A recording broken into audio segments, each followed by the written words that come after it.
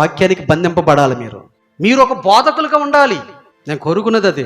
మీరు మరొకరికి చెప్పగలిగినటువంటి స్థితి మీకు రావాలి. ఏదో పొయ్యాము వచ్చాము అన్నట్టు కాదండి. చెప్పుతున్న ప్రతి మాట మీ గుండెల్లో హృదయంలో ఉండాలి. ఆ తర్వాత మీరు మరొకరికి చెప్పే విధంగా ఉండాలి.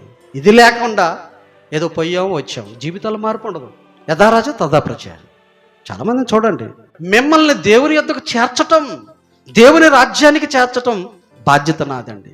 కానీ వింటారో వినరో అది మీ ఇష్టం. అది అందుకే దేవునికి భయపడటం నేర్చుకోండి.